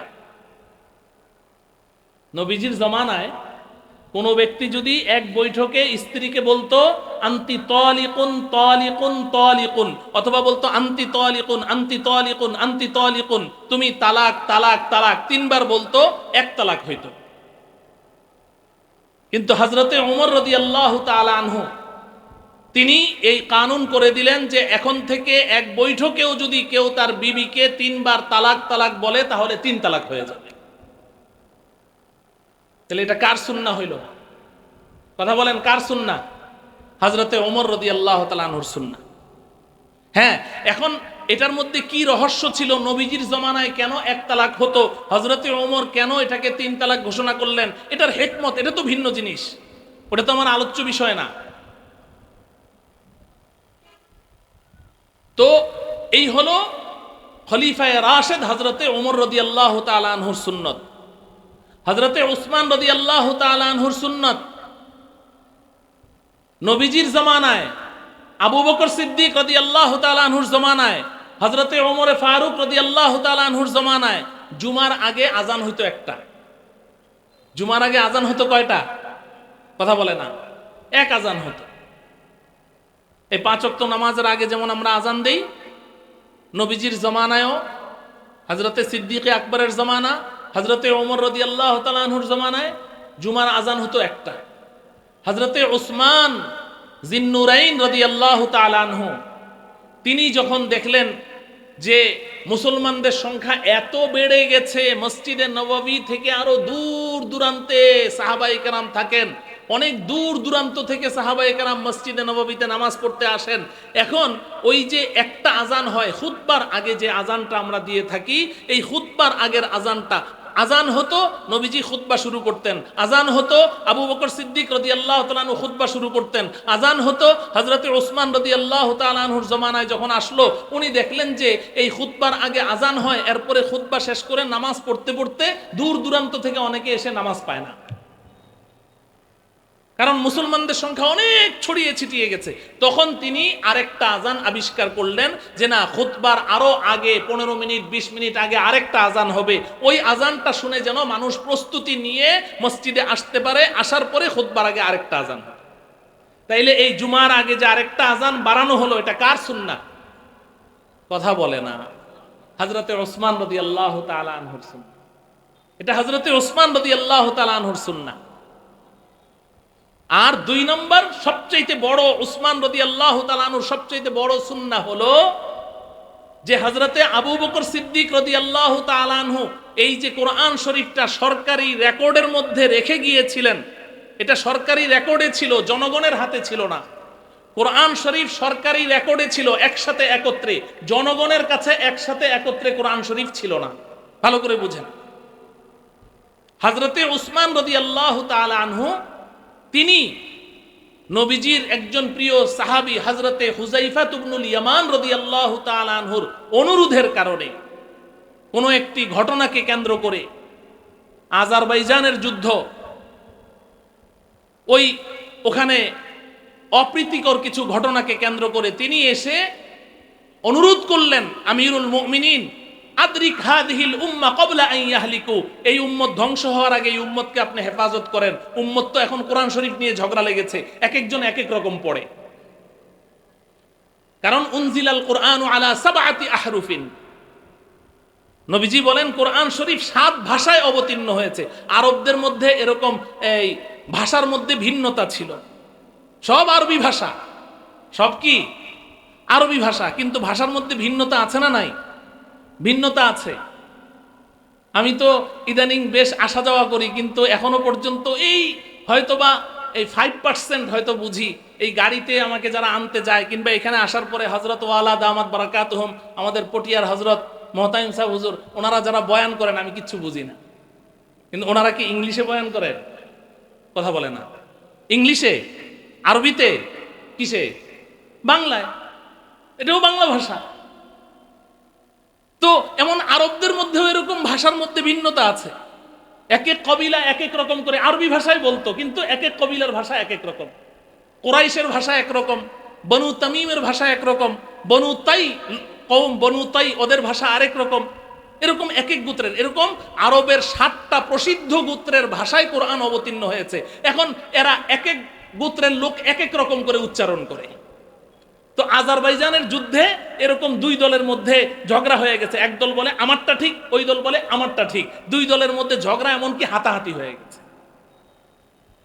হযরতে হুযাইফা রাদিয়াল্লাহু তাআলা আনহু এসে হযরতে উসমান জিন্নুরাইন রাদিয়াল্লাহু তাআলা আনহুকে বললেন, আদরিক হাদিহিল উম্মাহ ক্বাবলা আন ইয়াহলিকু, এই উম্মত এখনই কোরআন নিয়ে ঝগড়া করছে, পরের উম্মতরা করবেটা কি, আপনি তাড়াতাড়ি এটার একটা ব্যবস্থা করেন। হযরতে উসমান রাদিয়াল্লাহু তাআলা আনহু তখন কি করলেন, সরকারি রেকর্ডের ভিতর থেকে কোরআন শরীফটা বের করলেন, বের করে এরপরে এই 7টা ভাষার মধ্য থেকে শুধু কোরাইশের ভাষার উপরে কোরআন শরীফটা একত্র করে বাকি 6টা ভাষাকে জ্বালিয়ে দিলেন, আর বললেন যে এখন থেকে কোরাইশের ভাষার উপরে এই কোরআন শরীফ তেলাওয়াত হবে, অন্য কোনো ভাষায় তেলাওয়াত হবে না। হযরতে উসমান রাদিয়াল্লাহু তাআলা আনহু 5টা কপি করলেন কোরআন শরীফের, একটা কপি নিজের কাছে রেখে দিলেন, একটা মিশরে পাঠালেন, আরেকটা শাম দেশে পাঠালেন, আরেকটা মক্কায় পাঠালেন, এইভাবে আরেকটা বসরায় পাঠালেন, এইভাবে বিভিন্ন এলাকায় পাঠিয়ে দিয়ে হুকুম জারি করে দিলেন এখন থেকে এই কোরআনের উপরে তেলাওয়াত হবে। এটা হচ্ছে হযরতে উসমান রাদিয়াল্লাহু তাআলা আনহুর সুন্নাহ। এই পর্যন্ত ওই লোগাতে কোরাইশের উপরে তেলাওয়াত চলছে, কিয়ামত পর্যন্ত চলবে ইনশাআল্লাহ। এরপরে হযরতে আলী রাদিয়াল্লাহু তাআলা আনহুর একটা সুন্নাহর কথা বলে আমি আমার মূল কথা বলছি। আলী রাদিয়াল্লাহু তাআলা আনহুর সুন্নাহ কি? হযরতে আলী রাদিয়াল্লাহু তাআলা আনহুর কথা আপনারা অনেকেই জানেন। উসমান রাদিয়াল্লাহু তাআলা আনহুর শাহাদাতকে কেন্দ্র করে আলী রাদিয়াল্লাহু তাআলা আনহু এবং আম্মাজান হযরতে আয়েশা রাদিয়াল্লাহু তাআলা আনহার সাথে একটা রক্তক্ষয়ী যুদ্ধ হয়ে যায়, যেটাকে জঙ্গে জামাল বলা হয়। জামাল শব্দের অর্থ উট। আম্মাজান হযরতে আয়েশা উটের পিঠে আরোহী ছিলেন, ওনার নেতৃত্বে যুদ্ধ হয়েছে আলীর বিরুদ্ধে, এই জন্য ওই যুদ্ধের নাম হয়ে গেছে জঙ্গে জামাল, উটের যুদ্ধ। তো এই যুদ্ধের মধ্যে আলী রাদিয়াল্লাহু তাআলা আনহুর পক্ষে হাজার হাজার সাহাবী তাবেঈ ছিলেন, আয়েশা রাদিয়াল্লাহু তাআলা আনহার পক্ষে হাজার হাজার সাহাবী তাবেঈ ছিলেন। দুই দলের মধ্যে যুদ্ধ হয়েছে। এই যুদ্ধে হযরতে আয়েশা রাদিয়াল্লাহু তাআলা আনহার দল পরাজিত হয়েছে, আলী রাদিয়াল্লাহু তাআলা আনহুর দল বিজয়ী হয়েছে। এখন যুদ্ধের মধ্যে যেই দল পরাজিত হয় ওই দলের মাল এবং ওই দলে যারা বন্দী হয় এরা তো সব গনিমত। গনিমত না? এটা তো জানেন।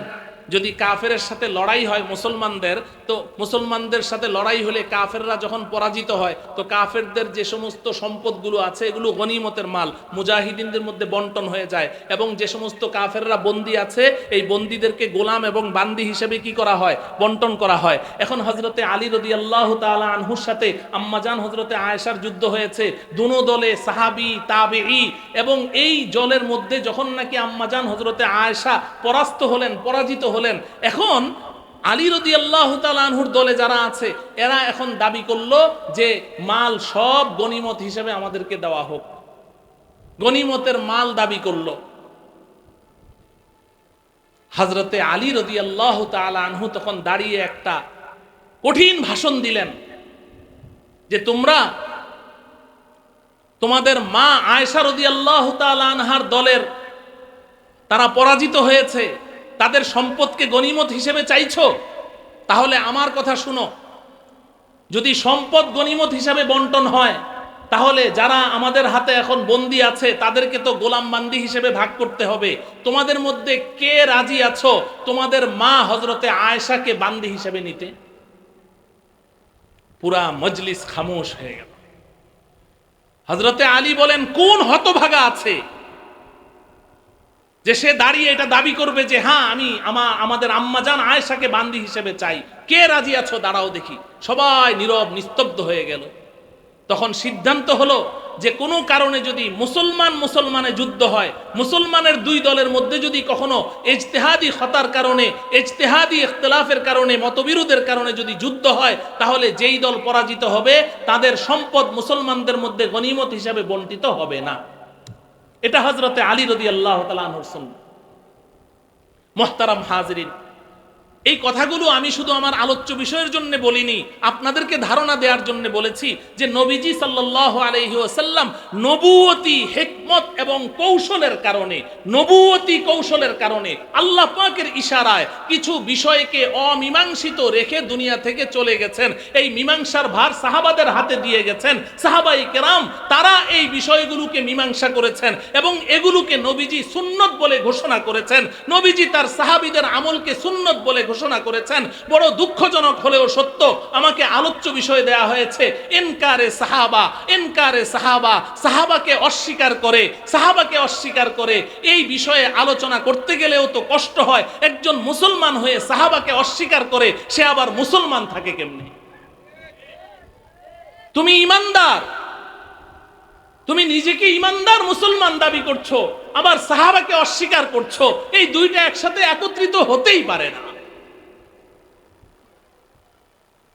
নবীজি বলছেন আমার সাহাবার আমল সুন্নাহ, আর হতভাগা উম্মত বলছে সাহাবী বেদাতি। আমি নিজের কানে শুনেছি, আমাদের এলাকায় এই আহলে হাদিস মসজিদ করেছে ওরা, তো ওই মুসল্লি তাদের শায়েখ, ওদেরও তো শায়েখ বলে, কয় শায়েখ আমরা এখানে তারাবির নামাজ 8 রাকাত পড়ি, অন্যরা তো পড়ে 20 রাকাত, আমরা যে 8 রাকাত পড়ছি, তো ওই ইমাম সাহেব কয় আরে রাখো এই 20 রাকাত তারাবি, এটা উমরের বেদাত। নাউজুবিল্লাহ বলবেন না? বলে 20 রাকাত তারাবি এটা উমরের বেদাত। ওমর মনে হয় আর ভাতিজা লাগে, ওমরের বেদাত। কত বড় বেয়াদব! নবীজি বলছেন ওমরের কাজ সুন্নত, আমার সুন্নতকে যেভাবে তুমি অনুসরণ করবে, যদি তুমি আহলুস সুন্নাহ ওয়াল জামাতের মধ্যে থাকতে চাও, তাহলে আমার সুন্নাহকে যেমন আঁকড়ে ধরবে, আমার খোলাফায়ে রাশেদ সাহাবায়ে কেরামের সুন্নাহকেও আঁকড়ে ধরতে হবে। নবীজি বলছেন ওমরের হার কথা হার কাজ সুন্নত, আর ওই কমবক্ত বলছে ওমর বেদাতি। প্রশ্ন করে শেখ, অন্যান্য মসজিদে তো জুমার সময় 2টা করে আজান হয়, আমাদের মসজিদে আজান একটা হয় কেন? আরে রাখো এটা উসমানের বেদাত। নাউজুবিল্লাহি মিন যালিক, উসমানকে বেদাতি বলছে। নবীজি বলছেন সুন্নতি, সে বলছে বেদাতি। মুহতারাম হাজিরিন, সাহাবায়ে কেরাম তাদের সম্পর্কে আহলুস সুন্নাহ ওয়াল জামাআহ, নবীজি যেখানে বলছেন আহলুস সুন্নাহ ওয়াল জামাআহ, হক জামাত, সত্যের জামাতের পরিচয় হলো, নাজাত প্রাপ্ত মুক্তিপ্রাপ্ত জামাতের পরিচয় হলো হুম আহলুস সুন্নাতি ওয়াল জামাআহ, যেটা আমি বয়ানের শুরুতে আপনাদেরকে বলেছি। নবীজি বলেছেন আহলুস সুন্নাহ ওয়াল জামাআহ সেই হবে নাজাত প্রাপ্ত মুক্তিপ্রাপ্ত। শুধু আহলুস সুন্নাহ হলে চলবে না, আহলুস সুন্নাতি মাআল জামাআহ হতে হবে, জামাতে সাহাবারও অনুসারী হতে হবে। যদি তুমি শুধু নিজেকে দাবি করো আমি রাসূলের সুন্নাহর অনুসারী, কিন্তু সাহাবায়ে কেরামের সুন্নাহকে আমি সুন্নাহ বলতে রাজি না, তাদের অনুসরণ করতে রাজি না, কারণ সাহাবায়ে কেরামেরও ভুল ছিল। নাউজুবিল্লাহ বলেন। তাহলে তুমি আহলুস সুন্নাহ ওয়াল জামাতের অন্তর্ভুক্ত হতে পারবে না। আমাদের আকীদার কিতাব ভালো করে মনে রাখবেন, কারোর সাথে আমাদের কোনো বিরোধ নাই। আমি ইন্নী লাকুম নাসিহুন আমিন, আমি আপনাদের একজন শুভাকাঙ্ক্ষী ভাই হিসেবে বলছি। ঈমান কতগুলো বিশুদ্ধ আকীদার নাম, বিশুদ্ধ বিশ্বাসের নাম। আপনি কি বিশ্বাস আপনার অন্তরে লালন করছেন এটা আমি না জানতে পারি, আপনি না জানতে পারেন, অমুকে না জানতে পারে, কিন্তু আল্লাহ পাক জানেন কিনা? তাহলে আপনার ঈমান এটা তো আল্লাহ দেখবেন, আপনি কি আকীদা লালন করছেন। আহলুস সুন্নাহ ওয়াল জামাতের আকীদা শুনে রাখেন। সাহাবায়ে কেরাম সম্পর্কে কিতাবুল মুসামারা, আকীদার প্রসিদ্ধ কিতাব, ওই কিতাবের মধ্যে আছে ইতিকাদু আহলিস সুন্নাতি ওয়াল জামাআতি তাজকিয়াতু জামিইস সাহাবাতি রাদিয়াল্লাহু তাআলা আনহুম আজমাইন ওয়ুজুবান বিইসবাতিল আদালাতি লিকুল্লিন মিনহুম ওয়াল কাফফু আনিত তা'নি ফীহিম ওয়াস সানাউ আলাইহিম। আহলুস সুন্নাহ ওয়াল জামাতের বিশুদ্ধ আকীদা হলো যে সাহাবায়ে কেরাম তাদের সততা, তাদের আদালত, তাদের ন্যায়পরায়ণতা এটা স্বীকার করে এবং তাদেরকে মন্দ বলা থেকে বিরত থেকে, সবসময় তাদের প্রশংসায় লিপ্ত থেকে, সবসময় তাদের পবিত্রতা বর্ণনা করা, তাদের পবিত্রতা বর্ণনা করা, তাদের কোনো দোষ বর্ণনা না করা, এটা হলো আহলুস সুন্নাহ ওয়াল জামাতের আকীদা। যে সাহাবায়ে কেরামের দোষ ধরবে সে আহলুস সুন্নাহ ওয়াল জামাত থেকে বহিষ্কার। যে সাহাবায়ে কেরামের দোষ ধরবে সে আহলুস সুন্নাহ ওয়াল জামাত থেকে কি বহিষ্কার। আপনি সাহাবায়ে কেরামের দোষ ধরার কে? আপনি সাহাবী থেকে বড়, দোষ কে কার ধরে? ছোট বড় দোষ ধরে না বড় ছোট দোষ ধরে? বড় ছোট দোষ ধরবে। আল্লাহ রব্বুল আলামিন যেখানে সাহাবায়ে কেরাম সম্পর্কে বলছেন রাদিয়াল্লাহু আনহুম ওয়া রাদু আন,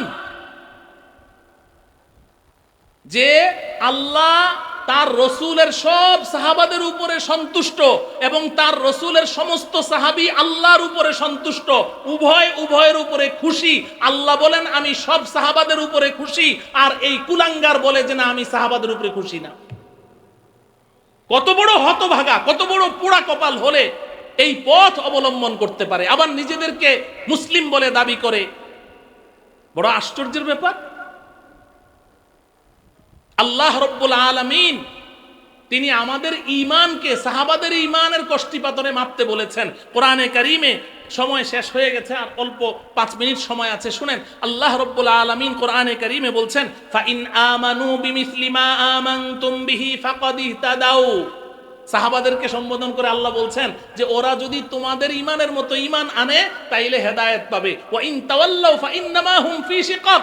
আর যদি তাদের ঈমান তোমাদের ঈমানের সাথে না মিলে, তোমরা যেভাবে ঈমান এনেছো আমার উপরে, তোমরা যেভাবে ঈমান এনেছো আমার রাসূলের উপরে, তোমাদের ঈমান হলো কষ্টি পাথর।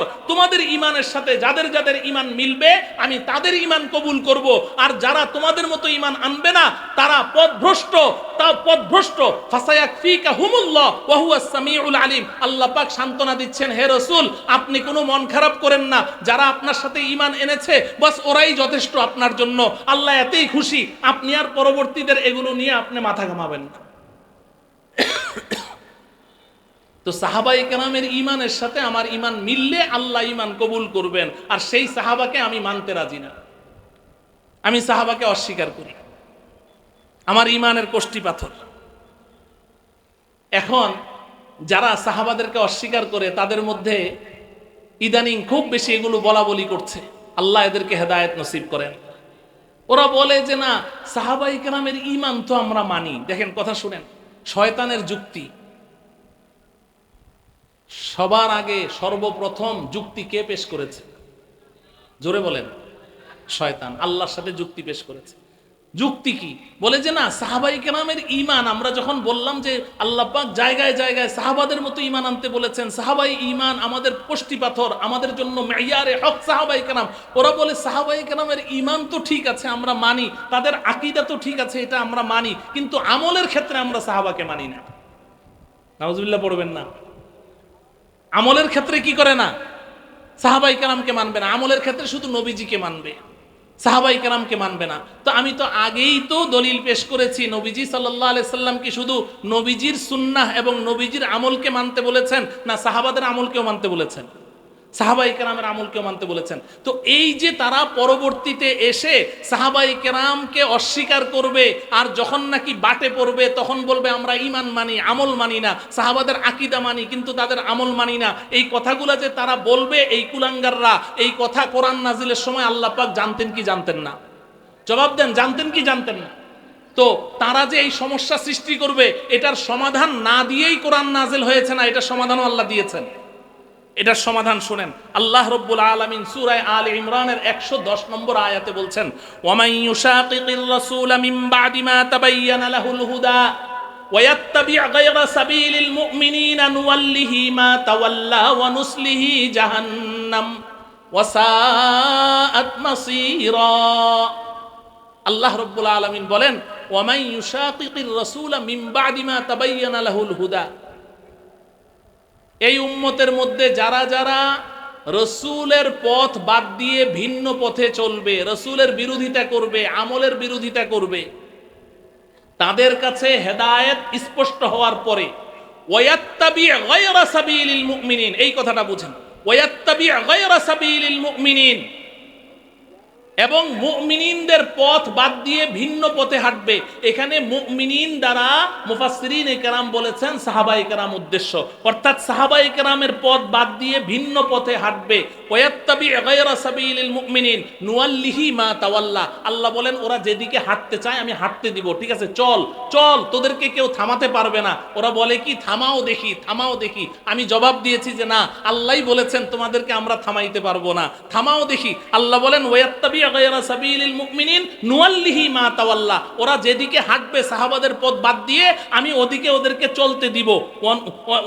মা তাওয়াল্লা ওয়া নুসলিহি জাহান্নাম, এরপরে যখন হাসরের ময়দানে আমার কাছে আসবে সবগুলাকে ধরে ধরে আমি জাহান্নামে নিক্ষেপ করব। নাউজুবিল্লাহ পড়েন। তাইলে সাহাবায়ে কেরামের অস্বীকার করা যাবে? সাহাবায়ে কেরামকে অস্বীকার করলে ঈমান থাকবে না ঈমান থাকবে না? রাসূলুল্লাহ সাল্লাল্লাহু আলাইহি ওয়াসাল্লামের দুইটি হাদিস বলে আমি শেষ করে দিচ্ছি। একটি বুখারী শরীফের হাদিস, হযরতে আবু সাঈদ আল খুদরি রাদিয়াল্লাহু তাআলা আনহু থেকে বর্ণিত। নবীজি বলেন, লা তাসুব্বু আসহাবি, লা তাসুব্বু আসহাবি, এ আমার উম্মত, আমার সাহাবাদেরকে গালি দিস না। লা তাসুব্বু আসহাবি, আমার সাহাবাদেরকে গালি দিস না, দুইবার বলেছেন। লা তাসুব্বু আসহাবি, লা তাসুব্বু আসহাবি, আমার সাহাবাদেরকে গালি দিও না। ফাওয়াল্লাযী নাফসি বিয়াদিহি লাউ আন্না আহাদাকুম আনফাকা মিসলা উহুদিন মা আদরাকা মুদ্দা আহাদিহিম ওয়ালা নাসিফাহু। বুখারী, মুসলিম সহ তিরমিজি সহ অসংখ্য হাদিসের কিতাব খুলে দেখেন। হযরতে আবু সাঈদ খুদরি বলেন, নবীজি বলছেন, এই উম্মত, আমার সাহাবাদেরকে গালি দিস না। এই তাসুব্বু, সাব্বুন শব্দটা শুধু গালি অর্থে ব্যবহার হয় না। মুহাদ্দিসিনে কেরাম লিখেছেন, কারো সমালোচনা করা কেউ সাব বলা হয়, কারো মন্দ বলা কেউ সাব বলা হয়, কারো বিরোধিতা করা কেউ সাব বলা হয়, কারো দোষ বর্ণনা করা কেউ সাব বলা হয়। লা তাসুব্বু আসহাবি, আমার সাহাবার সমালোচনা করিস না, কারণ ওই জাতের কসম করে বলছি যার কবজায়ে কুদরতে আমার হাত আছে, যা আমার জান আছে, যার কবজায়ে কুদরতে আমার জান আছে, আমি মুহাম্মাদের জান।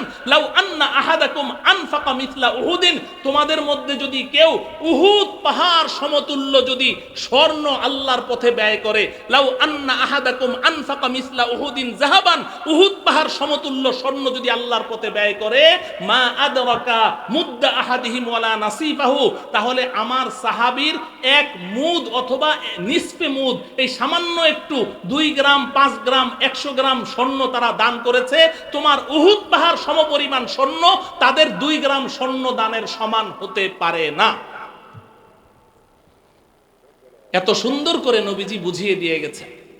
এজন্য আমাদের চূড়ান্ত কথা, প্রখ্যাত মুহাদ্দিস, প্রখ্যাত ফকিহ ইমাম আবু যুহরা রাহিমাহুল্লাহু তাআলা উনি বলেছেন, যখন তুমি কোনো ব্যক্তিকে দেখবে সাহাবায়ে কেরামের সমালোচনা করছে, সাহাবায়ে কেরামের বিরোধিতা করছে, তুমি সাথে সাথে বুঝবে এই লোকটা জিন্দিক এবং ধর্মত্যাগী। এই লোকটা জিন্দিক এবং কি ধর্মত্যাগী। এজন্য আমার ভাই, আমি খুব আদবের সাথে বিনয়ের সাথে আমি আবেদন করছি যে আমার পূর্ববর্তীরা ভুল করেছে, এই কারণে আমাকেও ভুল করতে হবে, এটা তো জরুরি নয়। আমার বাপ দাদারা ভুল করেছে সেজন্য আমাকে ভুল করতে হবে, কিংবা আমার দলের ফাউন্ডার, আমার নেতা ভুল কথা বলে গেছে এজন্য আমাকে ওই ভুল কথার উপর জমে থাকতে হবে, এটা তো জরুরি না।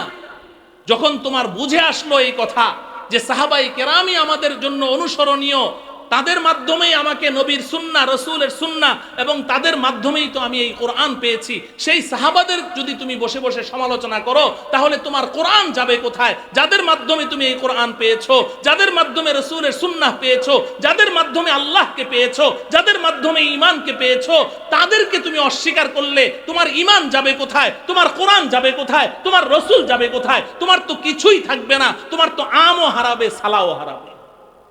এজন্য আমার প্রিয় ভাই, আসুন আমরা আমাদের আকীদাকে বিশুদ্ধ করি।